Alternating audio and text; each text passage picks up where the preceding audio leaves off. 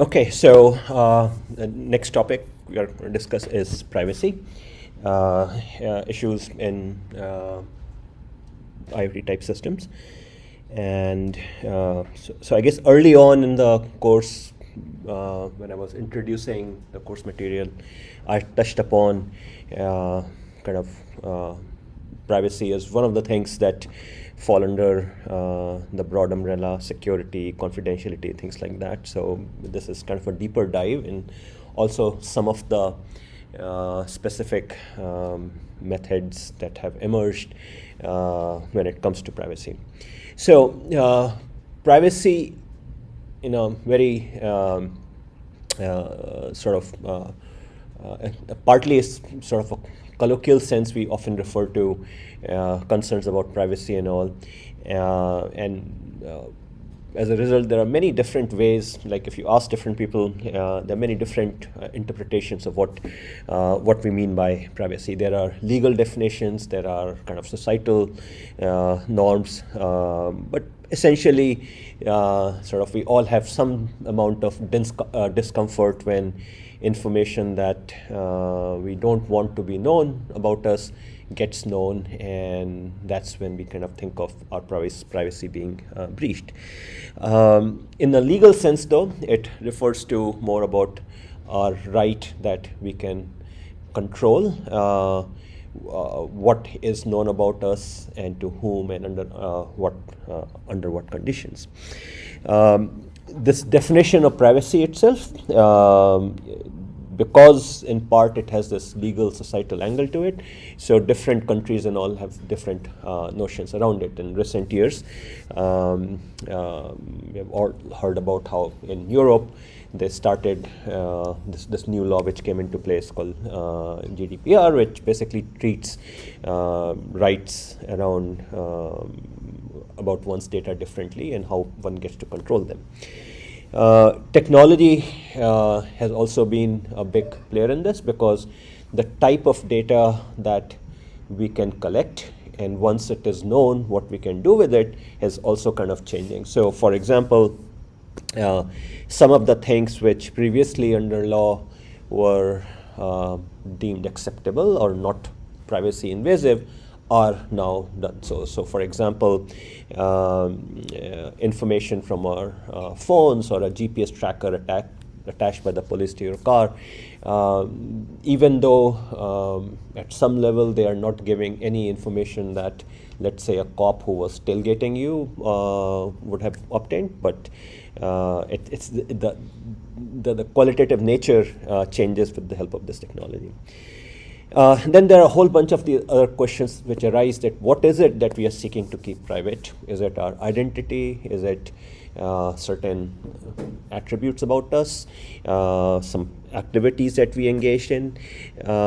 Is anonymity enough? So if someone can build a profile about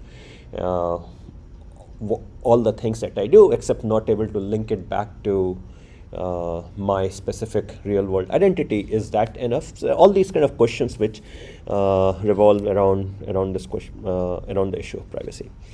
There is privacy versus confidentiality. So what do you think is the difference, or is there one? Confidentiality is like keeping the data secret, and privacy is like keeping the source of the data secret. Say it again. So privacy, confidentiality is to keep the data secret. Privacy is like the notion of identity, like who owns the data, like getting data about the person. Okay. Anyone else? Right. I think confidentiality has more to do with who you're giving the data to and whether you trust them with that particular data. And even then, you can still have privacy concerns. Right. So confidentiality is what, in a way, encryption deals with, which is we want to keep information from unauthorized users. Okay, so essentially some combination of access to the information and mechanisms that prevent that access. So crypto with some way of distributing the keys to just the authorized users would fall into the confidentiality.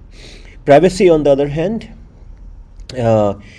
not only subsumes that, clearly we don't want information to get to users who are unauthorized, but there are also other aspects to it. So oftentimes we share information with some entity, a company who we subscribe to, but different aspects, we are okay with that company doing some stuff, some inferences, some actions with respect to our information and not the other.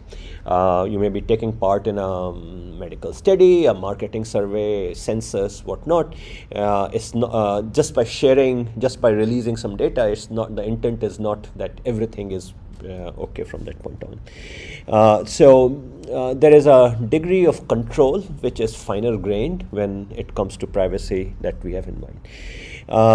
There is also, in many cases, the whole issue of identity. So we take part in studies and all under the promise that our anonymity is maintained. So like our some app provider might say that we'll collect data to help improve, but it would be done anonymously.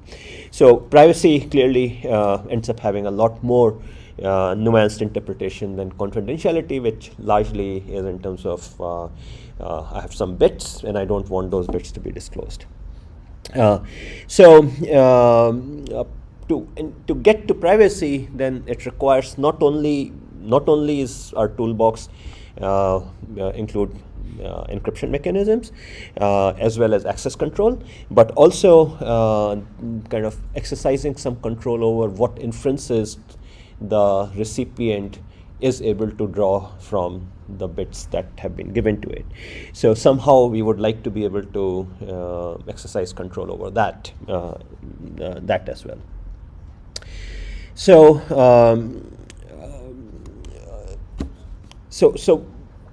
what that in turn leads to is this sort of an additional layer of questions about privacy, which is what is it that we want some party to know versus not know when we are engaged in some sort of a data transaction. So some data is being taking part in a survey, or I'm contributing some data.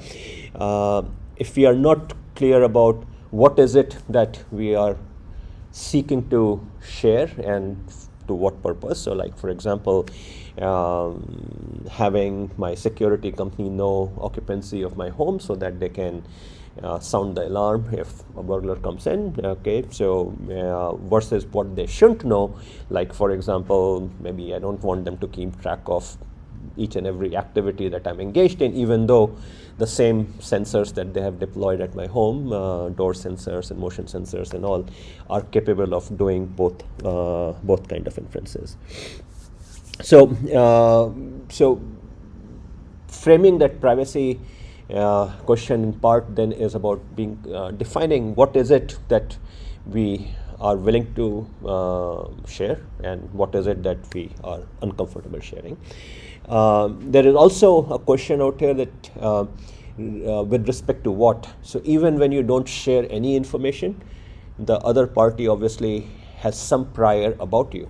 So for example, even if I don't share information from sensors in my home, it doesn't mean that the other party doesn't have any prior about me, because there are other background knowledge that exists or side knowledge that exists that the recipient may have already have access to.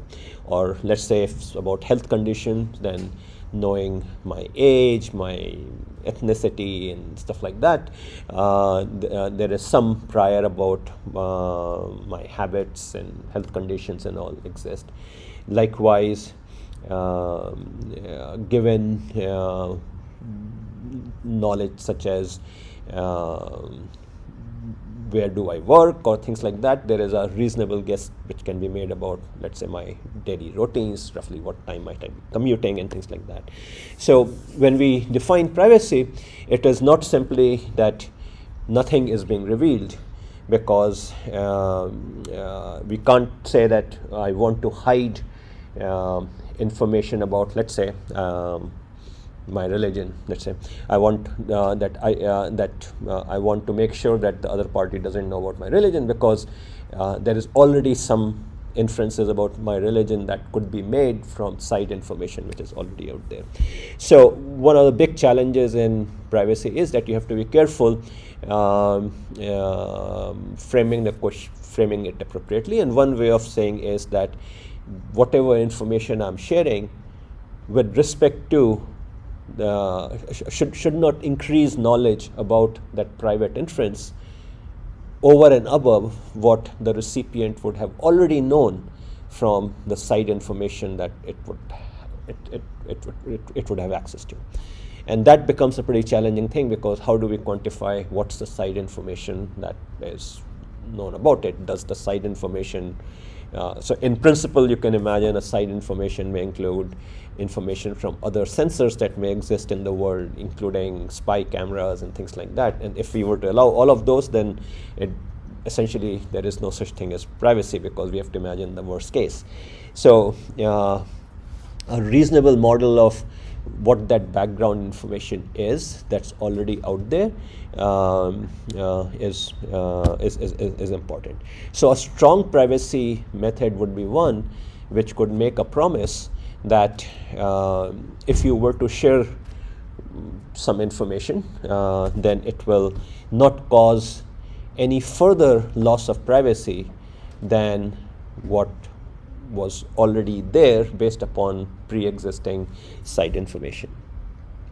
So a lot of work in recent decades really has been to kind of frame what the right way of thinking about privacy is. And for the longest while, kind of the framing was that if I'm sharing some information, then somehow perhaps I could apply some sort of sanitization to this information so that I can hide things that I cared about, maybe my identity, maybe my religion, my health status, whatnot. And the general approach to that was that somehow we'll scrub that information, right? So like, for example, if I want to hide my identity, then it'll say, okay, so I'll remove the name, I'll remove social security number, I'll remove any such thing which are revealing of my identity. Or if I want to hide something about my health, then I'm going to scrub the thing.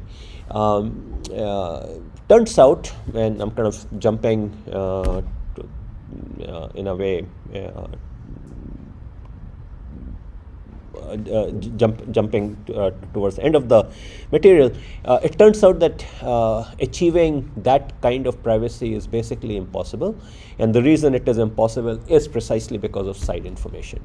And also another thing which is called as linkage attacks.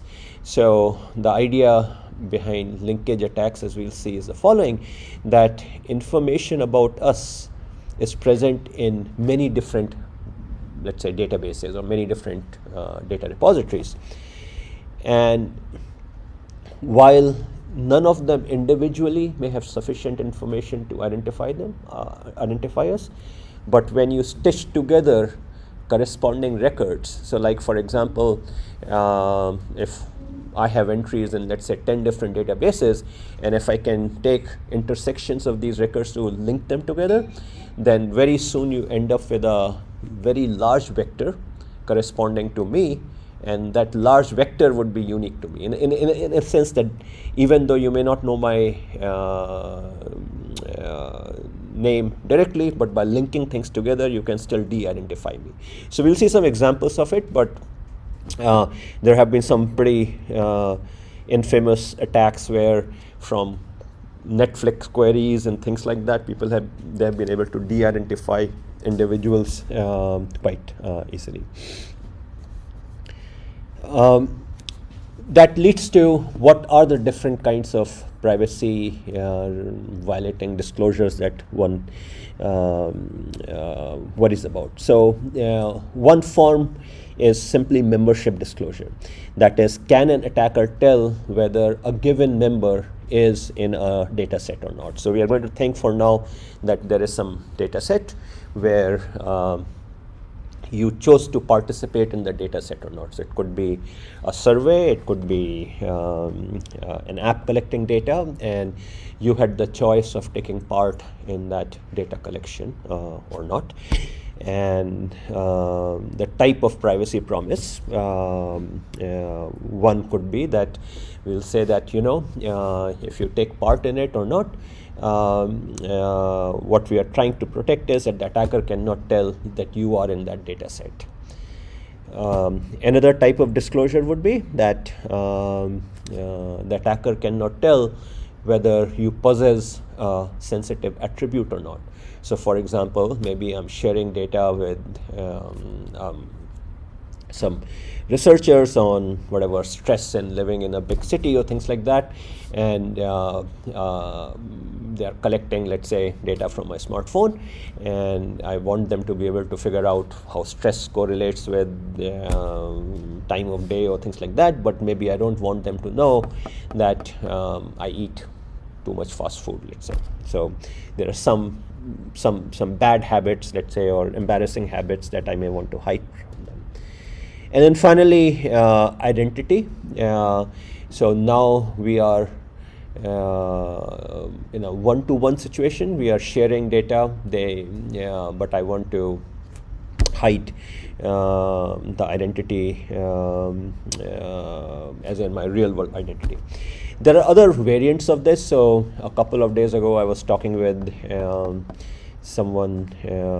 There's a research program that DARPA, DoD, they are interested in, and what their goal is the following: can you create some sort of mechanism for mobile operating systems so that you can basically your mobility patterns can basically be hidden. Okay, so even so essentially obfuscate your location traces so that an app or a service cannot keep track of you, and yet you are able to sort of take part in all the useful location-based services that you are after. So there could be a variety of different attributes. And so that example would be some sensitive attribute, location in that case. So privacy is kind of a complicated, multi-dimensional kind of a problem. There is another aspect which comes into play is whose privacy, and so oftentimes the entity about whom the data is different than the entity who owns the data, who owns the sensor, and then finally is often different from the entity who is collecting the data. So you have issues such as it's my sensors, my phone collecting data about myself, but then I am sharing it with a service, some application, sensors at my home. I'm subscribing to, let's say, Ring or Nest or one of these things. Then you have the issue of second and third party type things. So if my phone is collecting data about myself, some of these sensors are not very, let's say, spatially limited in scope. So let's say if I'm collecting microphone data, then it may be picking up conversations taking place nearby me, or even my conversations with others, or sensors at my home will capture information about people visiting my home. So second and third party type issues that come up also. Then privacy often is also from the perspective of other parties also. So for example, the platform provider also wants to keep secret or keep private some of the functionalities. So algorithms have intellectual property in them, and we may want to keep those secret. Being able to reverse engineer parameters of, let's say, machine learning algorithms, which take a lot of money to train and all, is problematic also. So its privacy is therefore not simply of us in the world, but also the system components and the algorithms themselves. Privacy is also often at odds with other things. First and foremost, privacy against service quality. So this debate we have seen played out often, that you can have more personalization the more a company knows about the customers, but then of course almost by definition that's comes at the cost of privacy. Privacy and fairness are often at odds with each other. To be fair, for an algorithm or a system to be fair, there are many different ways one could define the fairness. It's an equally complicated concept, but one of the ways in which people often define fairness is that is the system using some disallowed attribute. Like, for example, let's say during making some decision about making a loan or letting someone have a license or whatnot, are they allowed to make use of, let's say, race or age or some other attribute which may not be deemed fair? But if the system doesn't know that, then it can't be fair. On the other hand, giving that information breaches privacy. So there is that tension often there. And I have given kind of other examples. So privacy is often at odds with these issues. At its crudest level, privacy is often framed as a question of privacy utility trade-off. So you can think of it as there are two sides to this story. We share data with the goal of getting some sort of a service. So you can think of that as the utility, and that comes at the cost of revealing something about ourselves. So that's the privacy aspect. So this risk that comes from sharing versus the gain that comes from sharing, that trade-off is often that is at the heart of this question, this privacy question. So let's dive into some of the things out here. So I guess for interest to us in context of this course is really information which is collected by sensors of various forms, whether in our devices, in our buildings and whatnot. And there's a lot of people who have sort of studied these things. They've often termed it as that essentially what these sensors are doing is kind of like as if someone is constantly following you and making a biography of you in real time all the time, and that's getting known. If you kind of think about kind of things, that kind of inferences that can be made from a lot of the sensor data, the list is pretty rich and ever expanding one. And part of the reason simply is that world is pretty complicated and almost everything is interconnected. So you might think that this little sensor may not be collecting some privacy invasive data. The problem is it's never in isolation.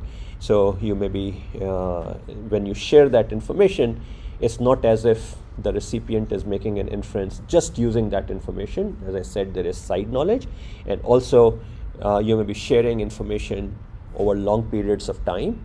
So same information shared once versus the same information shared 1,000,000 times over the course of days and months is qualitatively different. And then finally, I may share information with app 1 and a different information with app 2. Each one of them may be innocuous, but when combined together, they can be revealing something that I'm not comfortable with. So I guess when these sensors first started penetrating our lives, there was relatively little sort of control over them, and it's been a evolving field in that regard. So if you go back even 5 years, let's say, you would see that most of the sensors other than GPS and microphone, they were kind of fairly open on our mobile devices and all. So because they were just not deemed as particularly sensitive.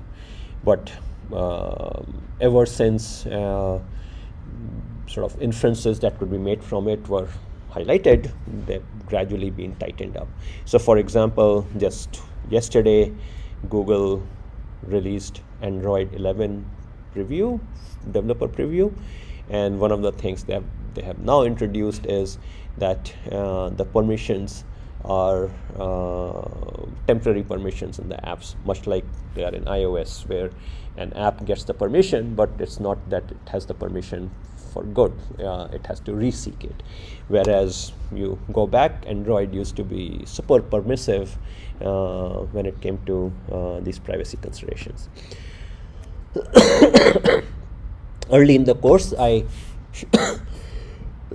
excuse me, I showed you plenty of examples of how many different kind of inferences could be made, and in some senses, the ability to sense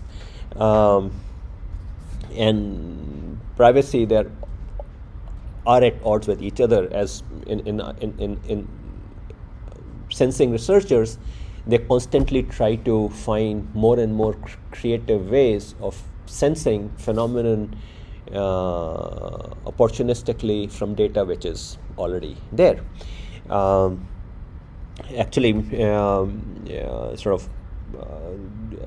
this is an example where just from smart meter data, what are many different kind of inferences that one could make. But there's a long history of this field, something called non-intrusive load monitoring. But kind of the basic idea was that by monitoring the power transients at the smart meter or the voltage transients, different appliances in a home would have very different signatures. And then by examining those signatures, you could kind of, so like this is where a dryer is running and a fridge is running. You could basically take kind of this single point measurement, which electric utility could do from its side, but doesn't even need to be inside your home. They can make all sort of inferences about activities there. When is your fridge going bad? What model of fridge it is? All those kind of things could be done, and this is an area going back now 30 years or so. TV viewing habits, I think last time we heard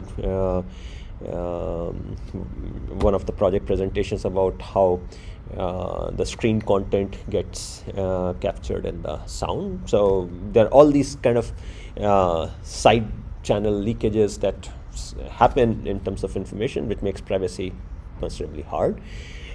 In context of mobile phones, people have shown like how accelerometer taps and all could be picked up. Speech can be picked up from inertial sensors, from gyroscopes, all sort of stuff. So I'm going to skip these examples because I've covered them before. You can identify individual devices because they have fingerprints. You can even fingerprint radios. Some time back, I was in a meeting with some special op forces type people from US Army, and these guys, part of the concerns they have is when they are in operations and all, they use their phones for like they encounter some bad guys and they are immediately kind of checking them against facial databases and all, but as they're roaming around, their signatures are being captured by the other party, and then their phones can be tracked. So what the worry there is that someone who gets captures some signals about from your phone, then they can later on correlate it back to you, not simply by MAC addresses. You can replace the MAC address, but even at a lower level, the carrier waves that the radio in your phone is producing are unique signatures. So being able to pinpoint a single device, these kind of things can be done relatively easily. So privacy can be invaded in a variety of different ways. You publish some sensor data. Let's say you collect some sensor data and then you inertial sensor data from your phone, and then you decided to publish that after stripping your name and all onto a database, and then later on, let's say at some other point in time, with on a different day, you publish another set of data from your phone, but this time with your name. We can link the two together because the accelerometers have fingerprints in them. So there was a paper which in last iteration of this course we had studied was the following, that the inertial sensors on Apple devices, they calibrated it really, really nicely. But it turns out that the calibration matrices associated with the inertial sensors became the signature. So unlike Android devices, Apple being very finicky, did very very precise calibration, but that precise calibration became the fingerprint. So all these unintended side effects that happen. So there's a whole business around it also. So it's called behavioral biometrics, where basically the whole idea is that by capturing information from your phones, as well as websites you visit and things like that, you can think of them as sensors. Even things like when you're on a website and you're typing into a text box, then they often also capture the keyboard dynamics. That is the timing of your key presses, the duration that you're pressing. All of this information is being ingested and is used for behavior tracking as well as for authentication. So for example, if a website says asks for a password suddenly and all, it could be because its profiling of you suggests that it's a different user, for example, maybe a different location, or maybe you were typing differently that day, or things like that. So, so this behavioral biometrics is a big business. They make use of accelerometer gyros for sure, but also your keyboard taps and things like that. And one of the companies in this area is called UnifyID, for example. So their whole business model is around this. So privacy or lack thereof could be for good or bad, and this is an example where it's being used for authentication purposes. Okay, so so the problem that is among the harder one to solve out here is so kind of an easy problem, which we kind of, if you may, is the confidentiality problem, which is we have some unauthorized user, and we want to make sure that they do not have access to some data that we have. So Alice, in this case, has some data, sending it to a service provider, Bob, and we don't want it to be overheard by the evil person, Eve. That's an easy problem. That's the classical crypto problem. We encrypt the data. We have some sort of key between the two, and we discussed earlier that how you can use public key infrastructure to even establish shared keys and things like that. A more interesting problem, and for which there is a lot of interesting,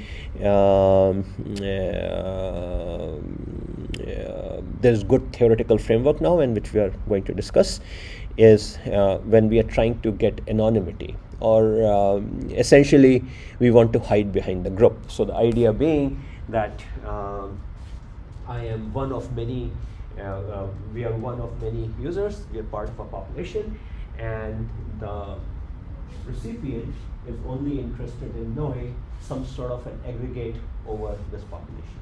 So that aggregate could be something very simple, like average of something, or it could be something more complicated, like a machine learning model trained over this. Okay, you can think of an aggregate as being a function over a set, as opposed to over a sequence. Okay, so in the sense, if I were to shuffle the population, the aggregate should remain basically the same. Okay, so nowadays there is this whole area called privacy-aware machine learning, which is kind of an example of this. But generally speaking, you can say that we are all contributing data into a data set, and then we are doing some computation over that data set. And that is what Bob is interested in knowing. So some population level statistic or model, but we want to preserve our identity, and by that you could now think about like how do you want to frame it. But one reasonable way of saying it is that Bob should not be able to infer that I am part of this population. Okay, or another way is that if maybe Bob knows that I'm part of this population, but is not able to infer my particular record values. There are many different ways you can frame that still. Now, turns out even this is a pretty hard problem if to ensure, and its precise framing is something which took lots of efforts to kind of get it right, and we'll see sort of what happened out there. Just to give you an example of kind of things that one has to be cautious about. So people have shown, for example, if you train a machine learning model over let's say a set of facial images, let's say, people have shown that you can reverse engineer the training data set from it. That is, from the model parameters, you can figure out which face were in the training set.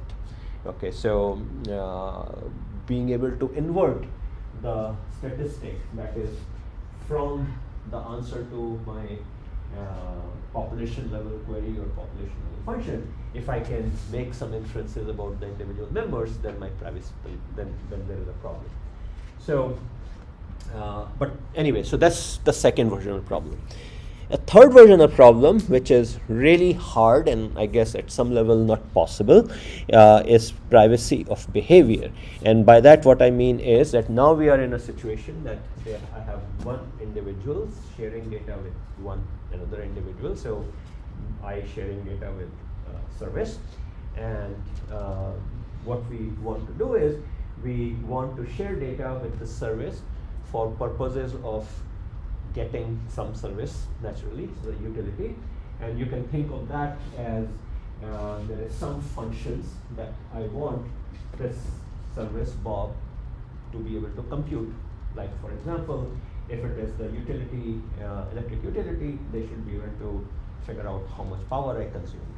On the other hand, I don't want it to know some inferences that we consider to be private. So you can say there is another set of functions, D1, D2, D, which I don't want this service to know. So in this case, the problem is that I'm sharing some data, and I want to exercise control that some functions of my data should be computable by the recipient accurately, and other functions of that data should not be computable accurately.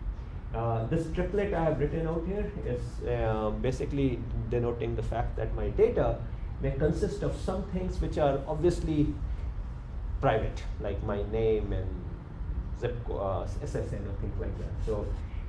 So, these are kind of personal identifiers, as they're called.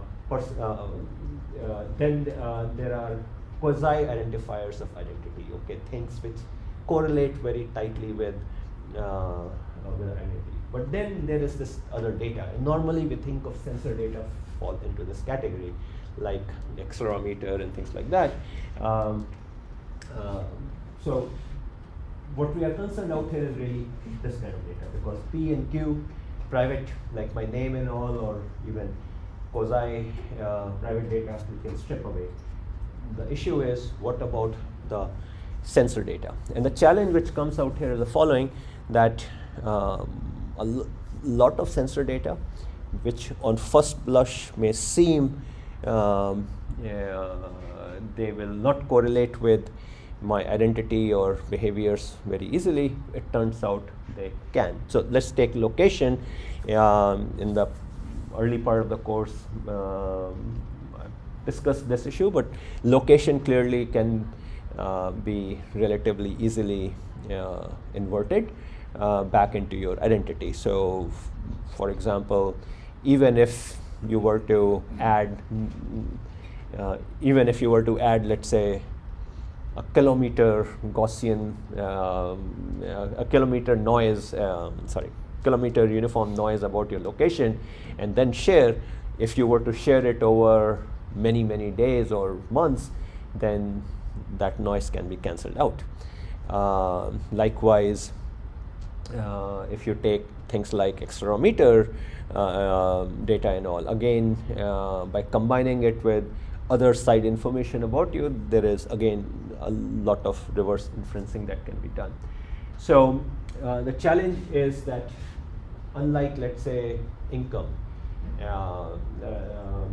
from income alone, it's very hard to sort of link it back to a given individual. In most cases, well, not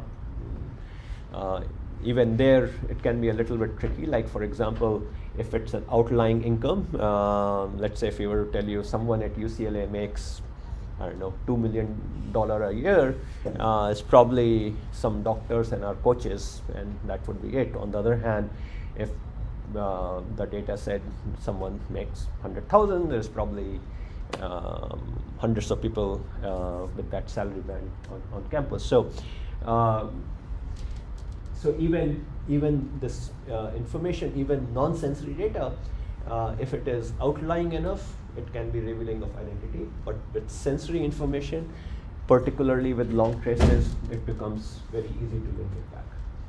So these were the three variants, right? So one where we are just classical confidentiality of data, that's easy. Kind of what I have termed as privacy of identity, but it's really that I want to compute some sort of function over the population, and presumably sufficiently large population.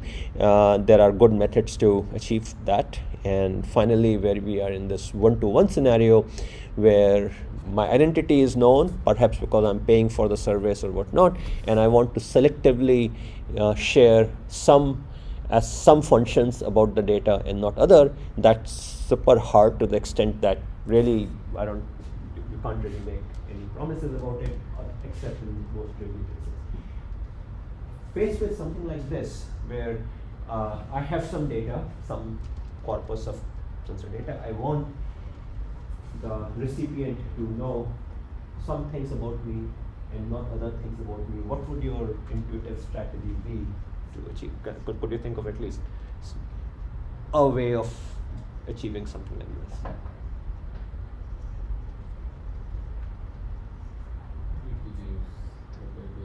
Huh? No, there's no secure mode. Why would that help?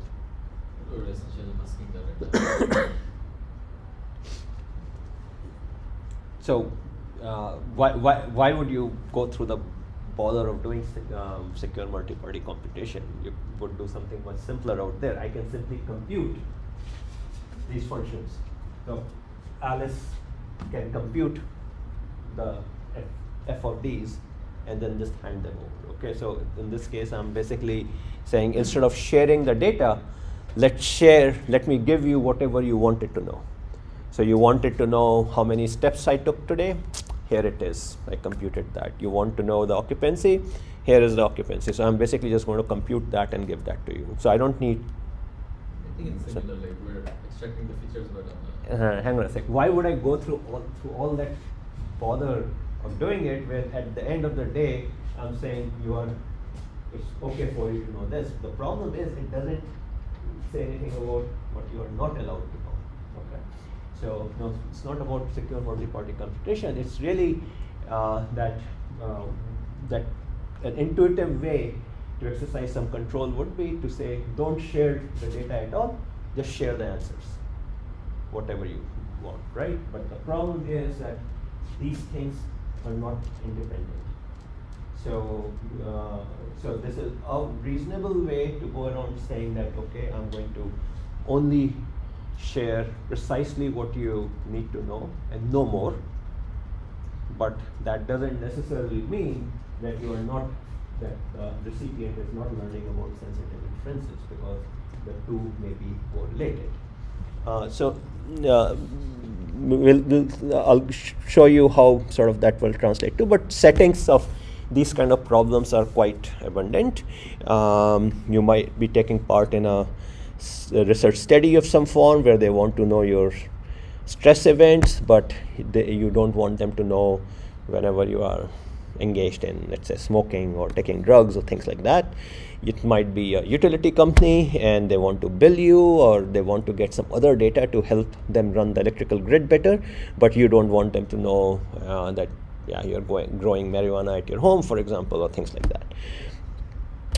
So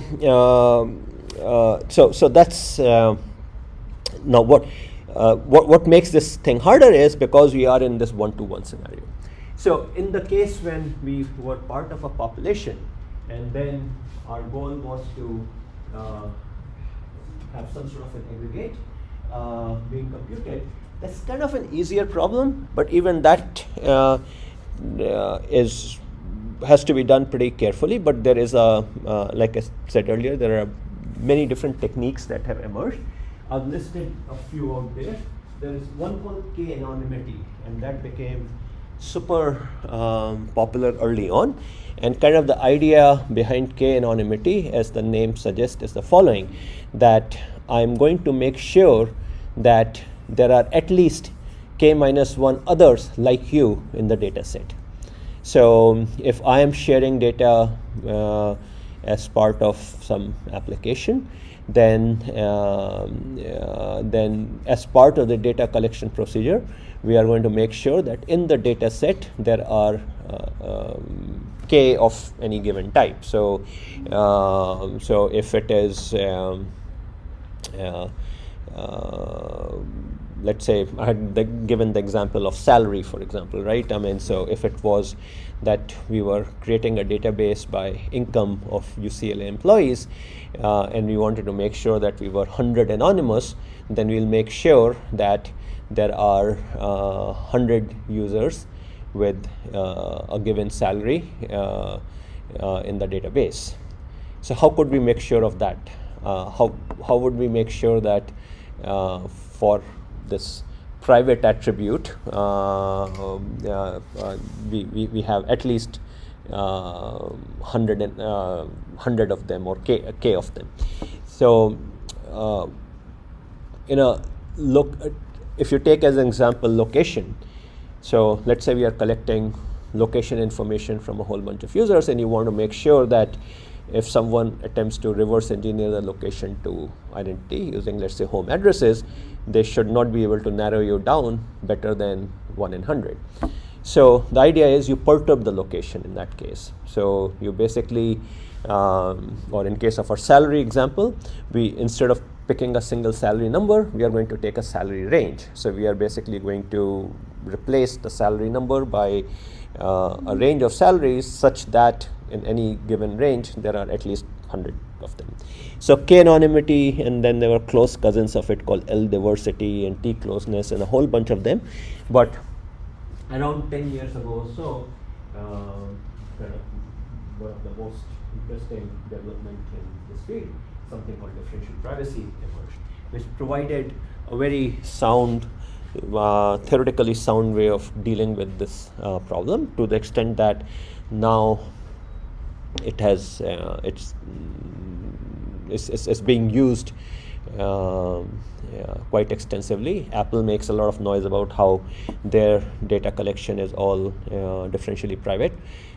US census, which is taking place this year, I guess, this year, is now using differential privacy. So it's from essentially in a very short time, it has emerged as a major technique.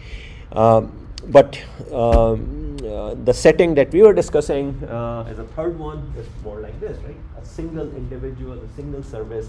So unfortunately, here you can't hide behind the crowd. So that doesn't really those techniques don't really help us out here. Okay, so we'll see what are the things out there. Looking at a typical scenario with sensors and all, you might have a setting like this. So an individual being monitored by apps or sensors on the phone, sensors in the home, the data being collected, data being pushed through the platform to a whole bunch of apps and services. So firstly, in this model, clearly some things we kind of take it for granted that we trust. So for example, the hardware in our phones and the operating systems in our phone, we pretty much trust, because if you are unwilling to trust those, then there is basically nothing really you can do about this problem at all. So that lowest layer of the platform, we assume that we trust, and that there is some actions that platform will conduct on our behalf to help us manage privacy. So that's at least the notion. But then the data through that mobile operating system or home operating system is then released to the apps, and what we want to make sure is that as the data goes through these apps, we have some control. So strategy one excuse me, is share answers, not data. So something that I mentioned earlier on also. So the idea here would be that if an app wishes to know some particular attribute about me, then I'm going to make sure that the trusted part of my platform computes that. That means some sort of inference engine is part of your platform, part of the operating system, which is doing it. And we naturally have begun to see some of this happen for reasons besides privacy, also for reasons of power. But in essence, what it requires is that you have embedded machine learning at the edge. So oftentimes nowadays you will hear people talk about ML at the edge or AI at the edge, and one of the reasons that they often give for this is privacy, and kind of the notion being that raw data is more privacy invasive than actually sharing the inference. Now, it so happened that the goals of privacy and power consumption are often very well aligned, and also latency as in responsiveness of the system. So we are seeing accelerators and such capabilities on these edge devices now pretty routinely being there. But there were other cases also, like for example, predictive keyboards. There was a lot of concern that every time you are typing in, all the text is going to some cloud service for it to do the prediction. So becomes very leaky, because like what you type on the keyboard is one of the most sensitive things. So that's one place where, or doing identification and binning and all on photos from your camera app. Again, if it happens in the cloud, then pretty private photos might be going all the way to the cloud for it to be binned. So kind of just, if you think about it, sort of stands to reason that being able to do ML on the edge devices carries lots of benefits from a privacy perspective. The flip side, though, is that the type of computation you can do on the edge devices will never be excuse me.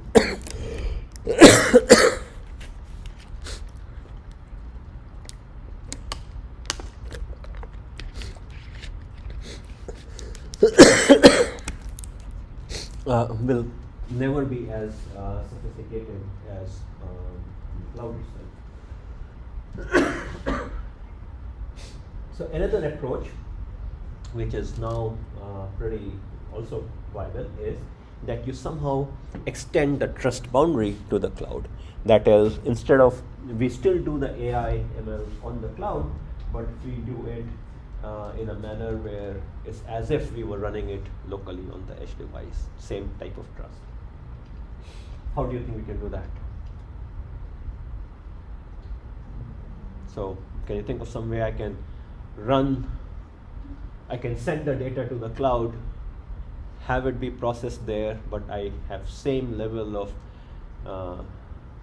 same assurance of privacy as if it was running locally? Yeah, we can do secure aggregation on the cloud. There's no aggregation here, but you're operating on the homomorphic, right? So fully homomorphic. Can you think of something else? So that's one for sure. Some sort of enclave. Yeah, enclave, exactly. So we have basically seen two methods in the course, right? One is the enclave. So in case of enclave, we do trust still Intel or the processor vendor, but that pretty much you are doing anyway on the platform side also. If you are unwilling to trust the chip vendor and the operating system here, then really there is no recourse. So in any case, so enclave is one approach, and homomorphic encryption type stuff is another approach. So, but essentially, we compute the answer and do it in a manner as if we never left our comfort of our sort of trusted part of our system. Okay, so that's this approach. Now, as I mentioned, one has to be careful that just because you are sharing the answers and not the raw data doesn't mean you are scot-free. I mean, you are obviously reducing your exposure, but still there is a lot that can be learned just from those inferences, right? I mean,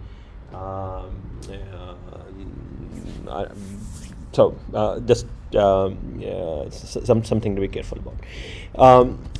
Another approach is selectively obfuscate the shared data. So, and the idea out here is that when we are sending the data out, we perturb it in some manner. Now, I mentioned earlier that this is not easy to do, and yet oftentimes this is the only thing you can are able to do, and there are ways of doing this thing in a manner which is well thought out, and other cases it's done in a manner which is just gives you a comfort, but is not very helpful at all. So very loosely speaking, kind of the idea is that we are going to before we send the data out, or before we send the inference out, whatever we are sharing, before we send it out, we perturb it in some manner. So one simple case of this might be, I have the data, let's say my location trace, and I perturb it and then send it out. Okay, in that case, I'm perturbing or obfuscating the raw data, and there is rich history of such systems miserably failing. Great example of noise like this being added to location was GPS, where they would add Gaussian noise to they'll basically add add noise to the signals such that you would get Gaussian noise around the location that was being computed. The problem with any kind of noise is that if it can be cancelled in many cases. In case of Gaussian noise, if let's say GPS were to give you Gaussian noise added to the location, how would you cancel it? Average. Average over time, that's one. Can you think of something else?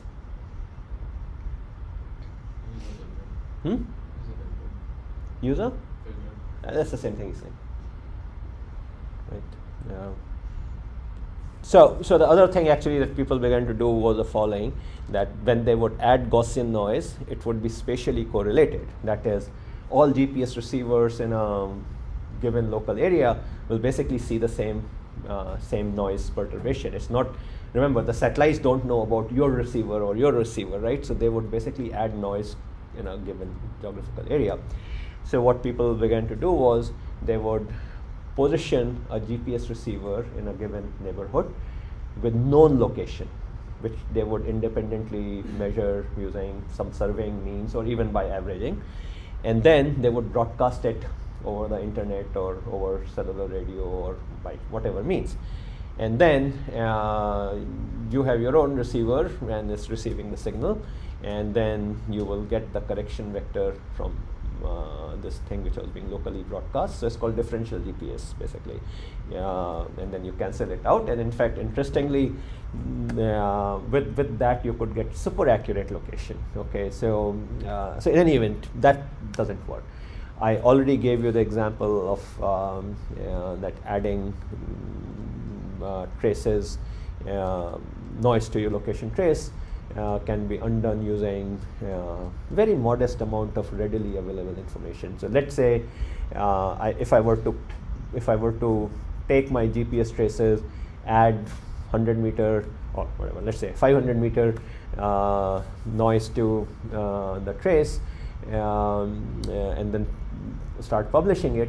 If I were to publish it one day, then probably no harm done. 500 meter noise in LA probably translates into a few thousands of people, so I have comfortable anonymity there. But now imagine if I were to start sharing that over a course of many days, then you can pretty easily reverse engineer where my home is. How would you do it?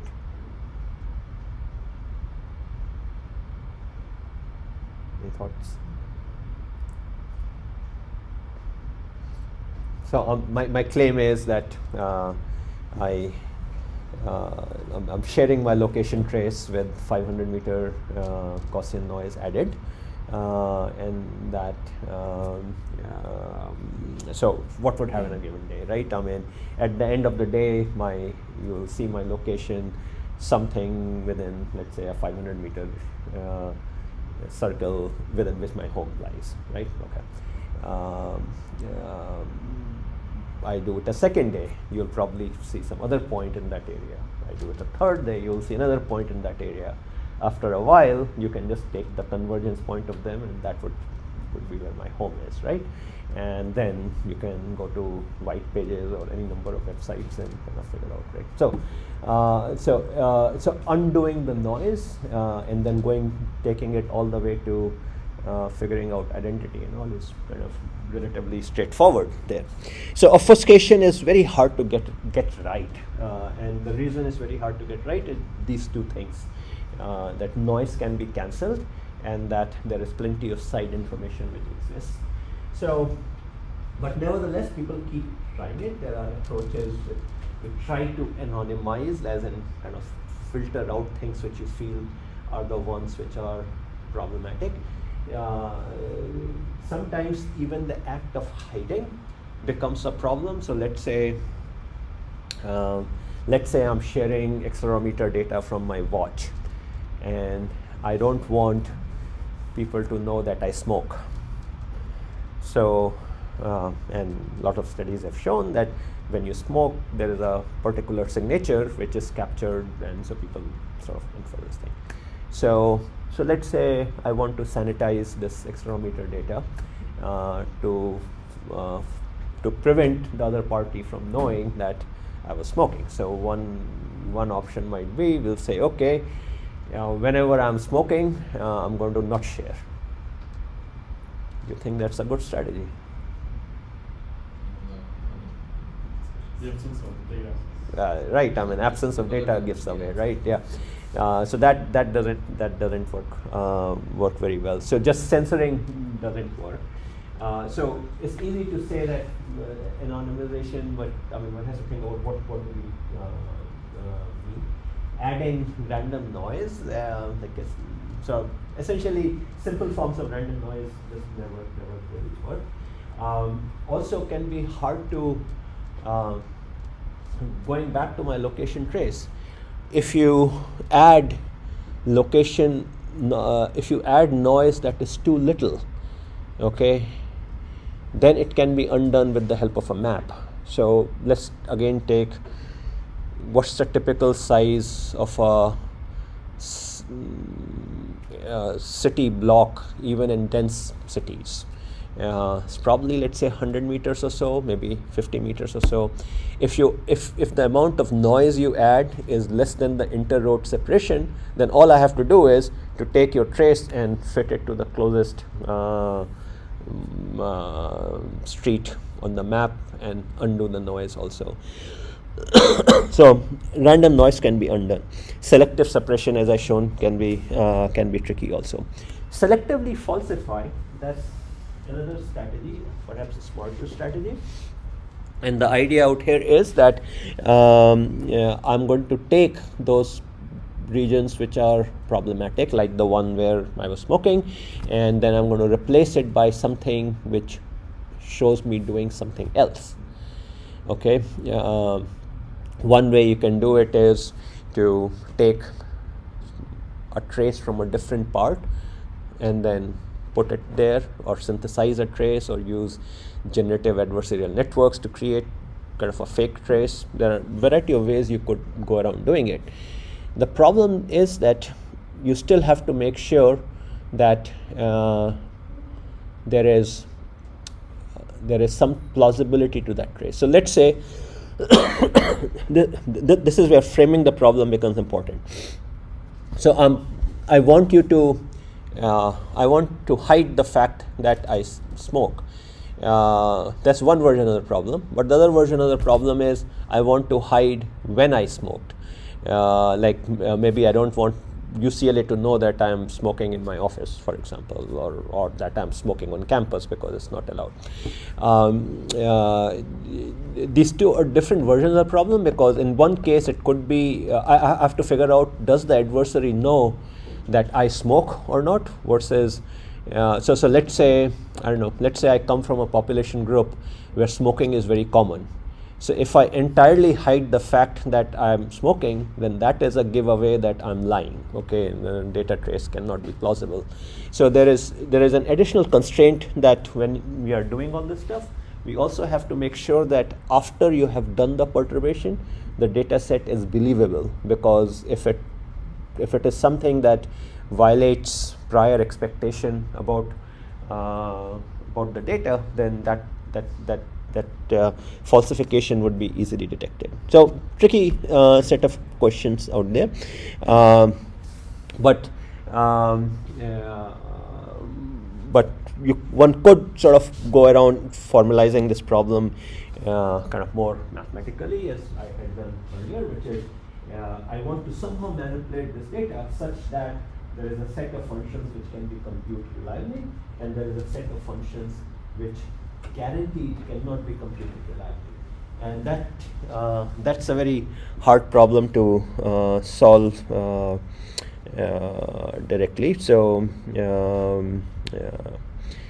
so mathematically you can think of it like the following.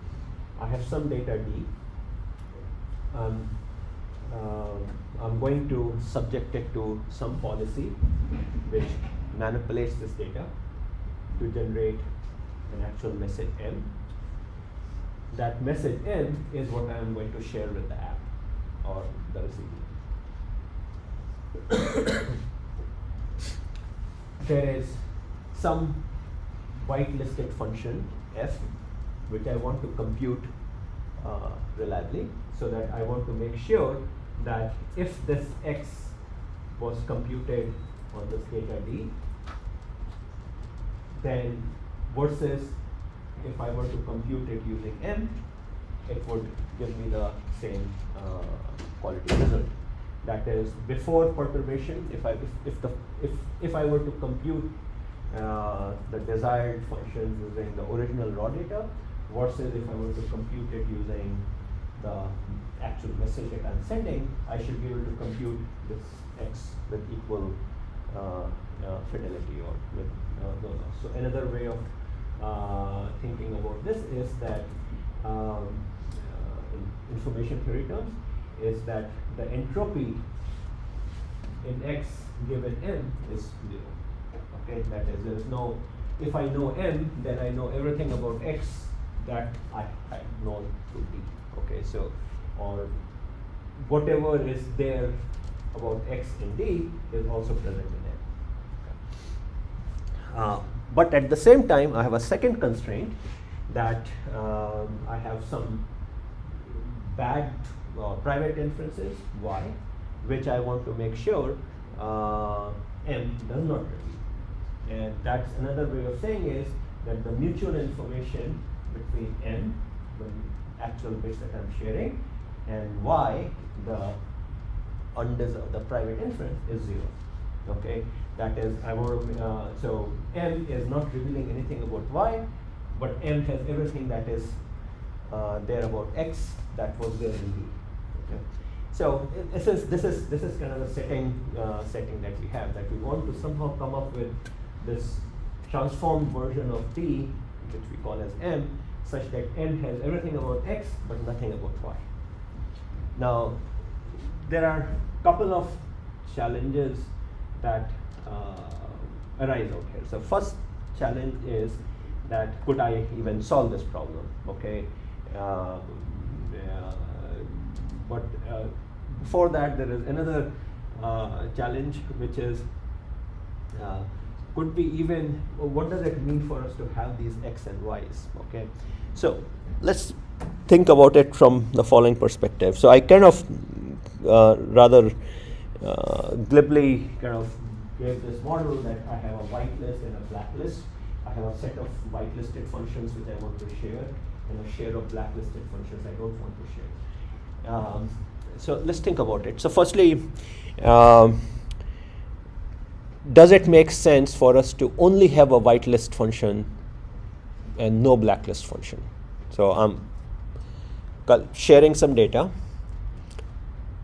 and I say that I'm sharing it because I want the doctor to know my whatever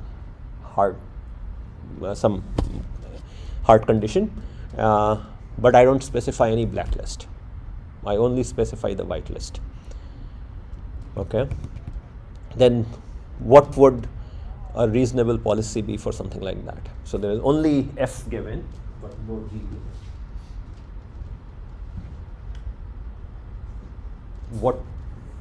What would be, as a system implementer, what would you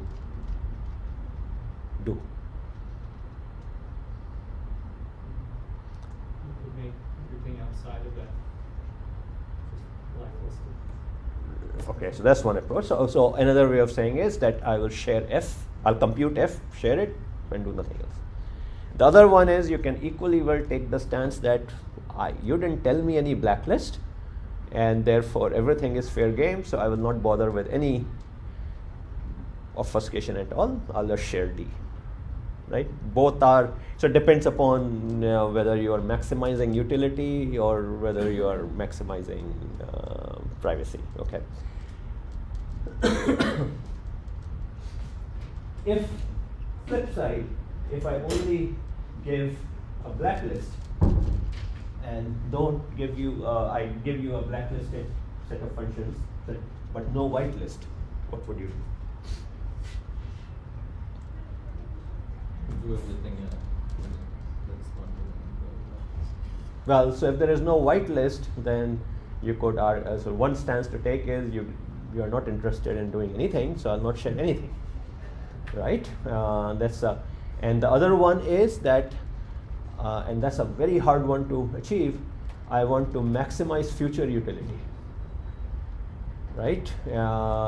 I don't want this thing to be known, but subject to that, as much utility in future, which is often the case, right? I mean, government agencies like to collect data and all because of future utility purposes, right? And that's a much harder case to have. So we're going to pick this one up next time. So actually, on Tuesday we don't have any class. So what I'll probably do is, depending upon how things go in the course, I think I wanted to finish covering this material and also a lecture on ML privacy. So I might have to do one of them recorded there, because next week, Tuesday, I'm not here. Thursday, we have the paper presentations. And I think after that, I have one full lecture and one lecture where we have one presentation. So we should have sufficient time, but if not, I'll record some material. Okay, so see you guys next week.